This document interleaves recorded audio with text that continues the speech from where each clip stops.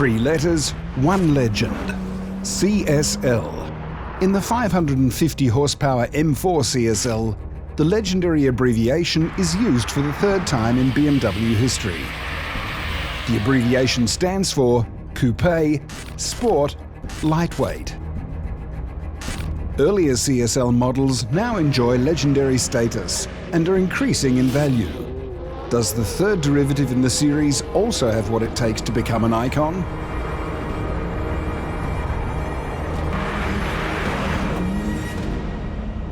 To find that out, I'm here in Tyrol on the Huntenjoch. The 29-kilometre-long pass connects the towns of Imst and Elmen and climbs up to 1,900 metres in places. The perfect terrain to test our M4 for its qualities as a street racer. And not only that, we also take a look at its gallery of ancestors. In other words, the predecessors 3-litre CSL and E46 M3 CSL. These models are icons today, growing in value, and we want to know what the reason for this is and whether the M4 CSL also has all this and wears these iconic letters with dignity, or whether I have to scrape the 12 CSL logos off the car myself.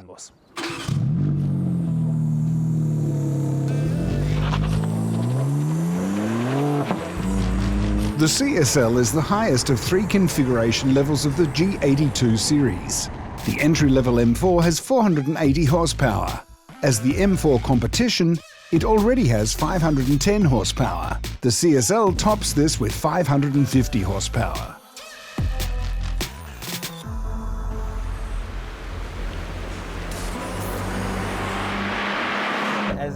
It's an insanely fun car, and above all, it's so direct. The throttle response, the brakes, the steering behaviour.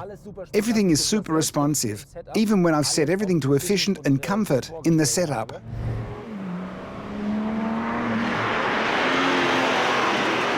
The suspension is also rock hard in every driving mode.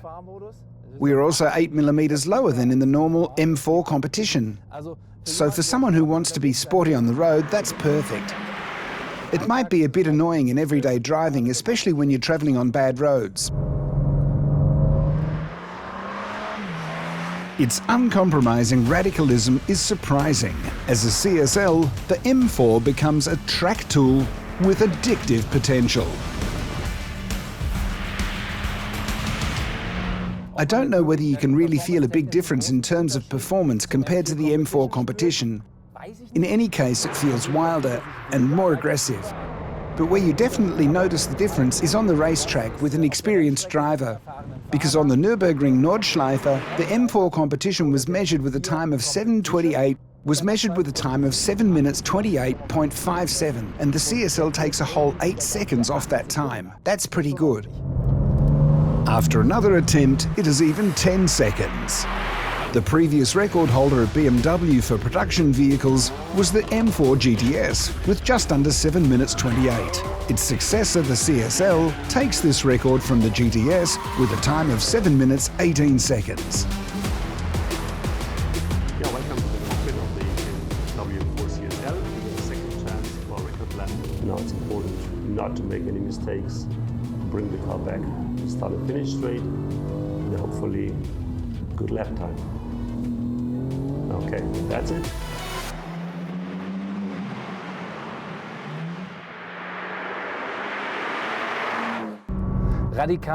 The tyres are also radical. We have Michelin Sport Cup 2R tyres fitted here. They really are the sharpest tyres you can get for road use. It's brilliant on dry tarmac like here. You have really good grip in every corner. In wet weather, and we have a bit of changeable weather here, and have already had a few wet patches in between, the rear end does wobble a bit. That makes it a bit dangerous. BMW has also given us a warning that we should be careful in the wet, so it's not without its problems. But you can also have less radical tyres, ex-works free of charge. A look into the past.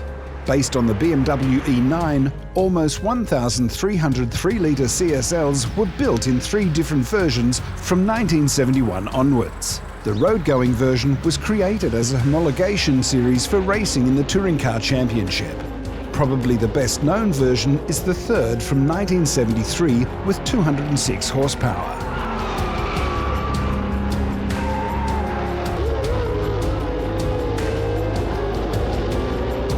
Thanks to its sweeping aerodynamics with a huge rear wing, it is also known as the Batmobile and saves 215 kilograms in weight compared to the already sporty 3-litre CS, a weight reduction of a good 14%.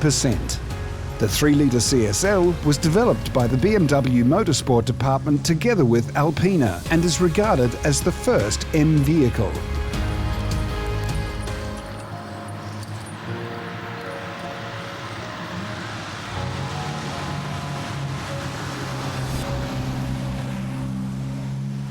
The 3-litre CSL weighs 1,270 kilograms. Next to it, the M4 is a tank with its 1,700 kilos, including driver, which is 430 kilograms more. And that begs the question as to whether it really deserves the L in its name for lightweight construction. The fact check. The BMW engineers have cut every corner of the car to save weight.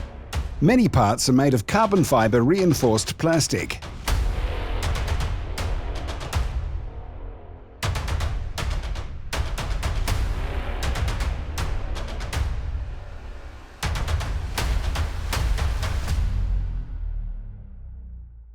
New forged wheels, tyres, carbon ceramic brakes, suspension and precision struts alone reduce the weight by 21 kilograms.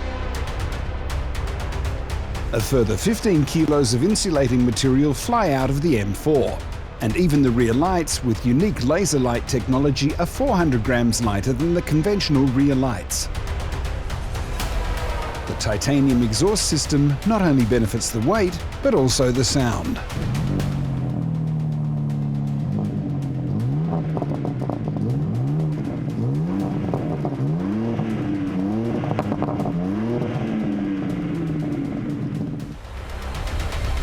Instead of comfortable rear seats, there are only 2 recesses for racing helmets in the rear. And for the passengers in row 1, there are carbon fibre bucket seats without any frills, such as seat heating or electric adjustment. Weight saving, 24 kilos.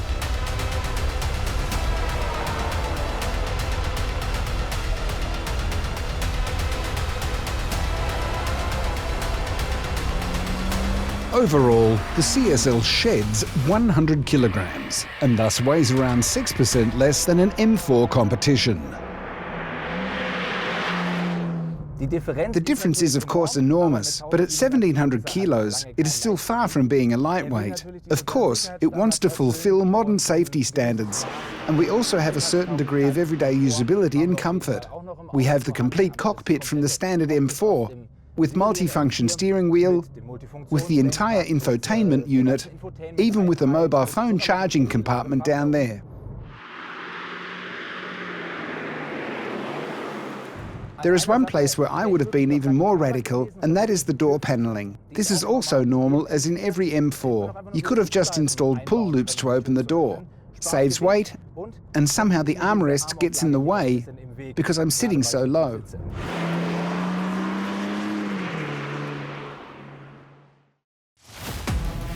BMW also tickles an additional 40 horses out of the 3-litre inline 6-cylinder engine with 2 mono-scroll turbochargers. The top speed increases by 17 kilometers per hour. The torque remains the same at 650 Newton meters.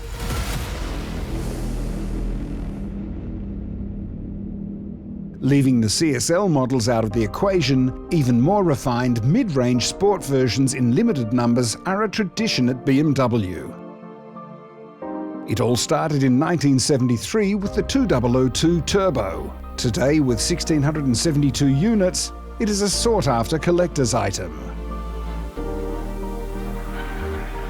Only 356 units of the M3 GT from the E36 series were produced, all painted in the colour British Racing Green. The E92 model series is even more limited. There are only 150 examples of the M3 GTS, far too few for the large BMW fan base. So that 700 units of the successor M4 GTS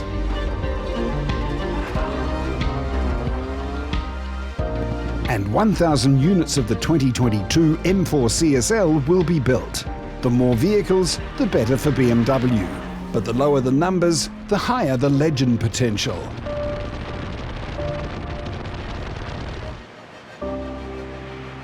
Is the M4 CSL perhaps not rare enough to become an icon?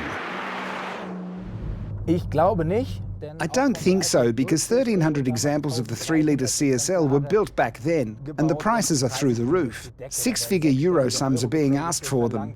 In 2022, the record was set at an RM Sotheby's auction, where a Batmobile from '75, the 3rd series, was sold for 580,000 euros. Insane, that was a record. And the M3 CSL E46 was also produced 1,383 times. So not that rare either. It also sold for six-figure sums. Some models can be found online for around 150,000 euros.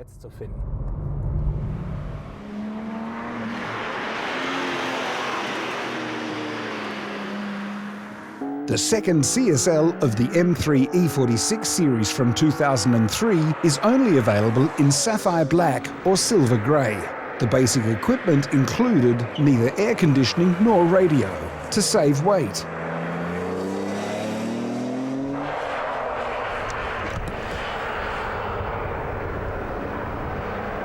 Special feature in every M3 CSL? The sequential M gearbox SMG2.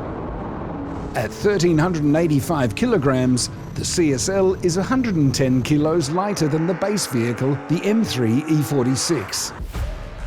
Even though the vehicles are getting heavier and heavier, and the weight savings in the CSL version are getting smaller and smaller, the weight per horsepower is still significantly lower, which once again confirms that the M4 CSL is the sharpest production car BMW has ever built. BMW has literally got everything out of the M4 that is legally possible, and I think that's also important, this consistency in such a limited special model, especially on the subject of lightweight construction. The lightweight construction philosophy has been followed through from front to back, and everything that saves weight has been thrown out, with the small exception of the side panelling. All in all, I have to say that it rightly bears the CSL abbreviation, and I don't have to go to the trouble of scratching off all the logos. We were lucky, because the BMW test car department would certainly have not been very pleased.